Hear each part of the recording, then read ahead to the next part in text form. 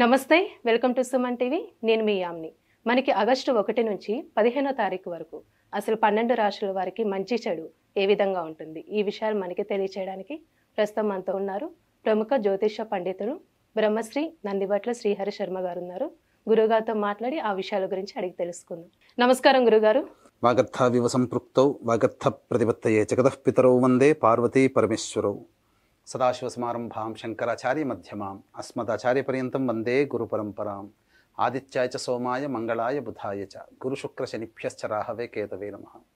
శృంగేరి పీఠాధిపతులకి, కంచి పీఠాధిపతులకి నమస్కారములు తెలియచేసుకుంటూ కార్యక్రమాన్ని ప్రారంభిద్దాం. గురుగారు, ఇప్పుడు ఆగస్టు 1 నుంచి 15వ తారీఖు వరకు అంటే అసలు కన్యా రాశి వారికి ఏ విధంగా ఉంటుంది? ఆగస్టు 1వ తారీఖు నుంచి 15వ తారీఖు వరకు కన్యా రాశి వారికి ఏ విధంగా ఉండబోతుందో తెలుసుకునే ముందు గ్రహ సంచారం తెలుసుకుందాం. రాశిలోనే కేతు యొక్క సంచారం, సప్తమ స్థానంలో రాహువు, షష్టమందు శని వక్రీకరించి ఉండడం, అలాగే కుజ గురుల యొక్క సంచారం నవమ స్థానమందు, ఏకాదశమందు రవి సంచారము, ద్వాదశమందు శుక్రబుధ సంచారం. వెరసి దైవానుగ్రహం, గ్రహ సంచారము అనుకూలంగా ఉన్నటువంటి కారణం చేత గత మాసము కంటే చాలా అద్భుతంగా ఈ యొక్క కన్యా రాశి వారికి స్థితిగతులు ఉంటున్నాయి. కాబట్టి అంది వచ్చినటువంటి అవకాశాలని ఏమాత్రం కూడా మిస్ చేసుకోకండి. అవకాశాలని మీరు అనుమానంతో గనక చూసినట్లయితే మంచి అవకాశాలని మీరు కోల్పోతారు. కాబట్టి గ్రహ సంచారం అధికంగా ఉంది, శుభ ప్రభావం అధికంగా ఉంది, అలాగే దైవానుగ్రహాన్ని సూచించే గ్రహాల యొక్క అనుగ్రహం కూడా మీపై ఉండడం, ఈ కారణం చేత కన్యా రాశి వారికి మంచి శుభ ఫలితాలు పొందుతారని చెప్పవచ్చు. ముఖ్యంగా వివాహాది శుభకార్యాలకు సంబంధించినటువంటి ప్రయత్నాల్లో మీకు చాలా మటుకు మేలు జరుగుతుందని చెప్పవచ్చు. ముఖ్యంగా ఉద్యోగార్థులకి మంచి నూతన ఉద్యోగ అవకాశాలు కానీ, బదిలీలకు సంబంధించే ప్రయత్నాలు 16వ తారీఖు తర్వాత బదిలీలకు సంబంధించే ప్రయత్నాలు మీకు గోచరమవుతాయి. విదేశీయానము, విదేశీ విద్యకు సంబంధించినటువంటి ప్రయత్నాలు విద్యార్థులకి మరియు ఉద్యోగార్థులకి శ్రమ పడితే తప్ప అనుకున్నటువంటి యూనివర్సిటీలో కానీ, అనుకున్నటువంటి సంస్థలో కానీ ఉద్యోగం లేదా సభ్యత్వం లభించదు. కాబట్టి జాగ్రత్తలు పాటించండి. ఆత్మవిశ్వాసంతో, మొక్కవని ధైర్యంతో ముందడుగు వేసినట్లయితే కన్యా రాశి వారికి ఈ యొక్క మాసంలో 1వ తారీఖు నుంచి 15వ తారీఖు వరకు అన్ని రకాలుగా శుభ ఫలితాలు పొందుతారని చెప్పవచ్చు. ముఖ్యంగా వ్యాపార రంగంలో ఉన్నటువంటి వారికి అధిక ధనాదాయం గోచరమవుతుంది. ఎఫ్ఎంసీజీ రంగంలో ఉన్నవారు, రియల్ ఎస్టేట్ రంగంలో ఉన్నవారు, కులవృత్తి, చేతి వృత్తి, వ్యాపార రంగంలో ఉన్నటువంటి వారికి మంచి శుభ ఫలితాలు పొందుతారని చెప్పవచ్చు. వ్యాపార విస్తరణకు సంబంధించినటువంటి అవకాశాలు మెరుగవుతాయి.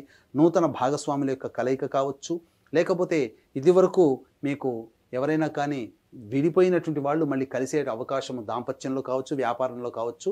మంచి శుభ పరిణామం మాత్రం ఈ యొక్క కన్యా రాశి వారికి 1వ తారీఖు నుంచి 15వ తారీఖు వరకు గోచరం అవుతుంది.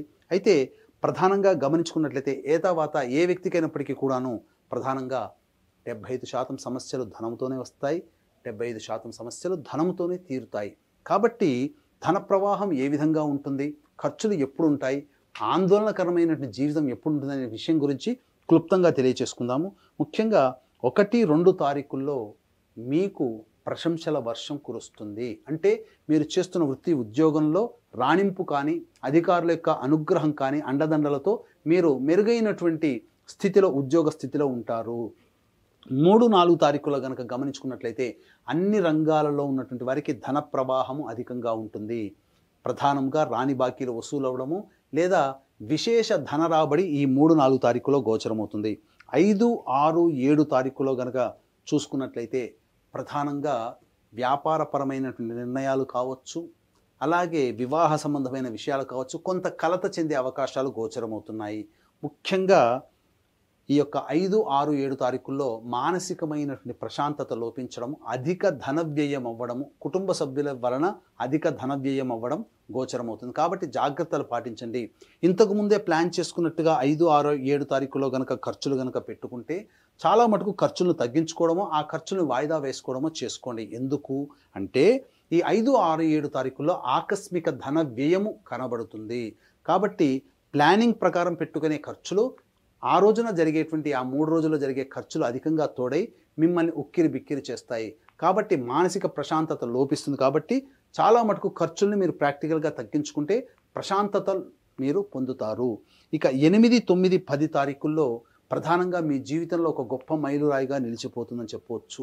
అనుకున్నటువంటి పనులు సకాలంలో పూర్తి చేసుకోవడమో, లేకపోతే పెండింగ్లో ఉన్నటువంటి పనులన్నీ పూర్తి చేసుకోవడమో, ఏదైనా ఒక మంచి పని చేశాను లేదా ఈ పని చేయడం నా జీవితంలో మంచి జరుగుతుందనే ఒక సంతృప్తితో ఈ 8, 9, 10 తారీఖుల్లో మీరు ఉంటారని చెప్పవచ్చు. కాబట్టి అధిక ధన వ్యయం, సంతోషకరమైన జీవితం, విందులు వినోదాలు కావచ్చు, బంధువులతో స్నేహితులతో లేదా పాత స్నేహితులను కలుసుకోవడమో, పాత ఉద్యోగస్తులను కలుసుకోవడమో, లేకపోతే ఇతరత్ర ఏదైనా కానీ సంతోషంతో గడిపే రోజులు 8, 9, 10 తారీఖులు అని చెప్పవచ్చు.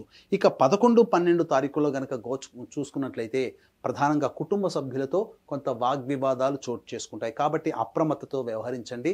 ఖర్చులు కూడా అధికంగా ఉండే అవకాశము, కంటికి సంబంధించినటువంటి సమస్యలతో ఇబ్బంది పడడం, మీ యొక్క వాక్కును ఎంత అదుపులో ఉంచుకుంటే ఈ 11, 12 తారీఖుల్లో మీరు అంత సమస్యల నుంచి మీరు బయటపడతారని చెప్పవచ్చు. కాబట్టి జాగ్రత్తలు పాటించండి. ఇక 13, 14, 15 తారీఖుల్లో అయితే మీ హితులు, సన్నిహితులు, స్నేహితుల యొక్క ప్రభావం వలన చాలా మటుకు సమస్యల నుంచి మీరు బయటపడతారు. అలాగే అంది వచ్చినటువంటి అవకాశాలను మీరు అందిపుచ్చుకోవడం ద్వారా మీకు మెరుగైనటువంటి జీవితం మీకు గోచరం అవుతుంది. రాని బాకీలు వసూలు అవుతాయి. ఇక ఈ వ్యక్తుల నుంచి మనకు డబ్బు రాదు అనుకున్నటువంటి సందర్భంలో మీకు ఆ వ్యక్తుల నుంచి సమాచారం వచ్చి కొంత డబ్బు మీకు చేరుతుంది.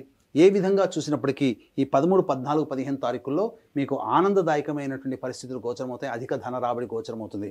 కాబట్టి ఏతావాత గ్రహ సంచార ప్రభావము, దైవానుగ్రహం సంపూర్ణంగా ఉన్నటువంటి కారణం చేత అన్ని రంగాలలో ఉన్నటువంటి వారికి మనోవాంఛము తీరుతుంది. ముఖ్యంగా 5, 6, 7, 11, 12 తారీఖుల్లో ప్రశాంతమైనటువంటి జీవితాన్ని పొందడము, లేదా తీసుకునేటువంటి నిర్ణయాలకి 1కి 2 సార్లు ఆలోచించే పెద్దల యొక్క సహాయ సహకారాలతో ముందడుగు వేస్తే చాలా మటుకి 1 నుంచి 15వ తారీఖు వరకు ఈ యొక్క కన్యా రాశిలో జన్మించినటువంటి వారికి సంపూర్ణమైనటువంటి ఆనందదాయకమైన జీవితంగా చెప్పవచ్చు. అయితే ఏ వ్యక్తికైనప్పటికీ కూడాను దైవానుగ్రహం తప్పనిసరి.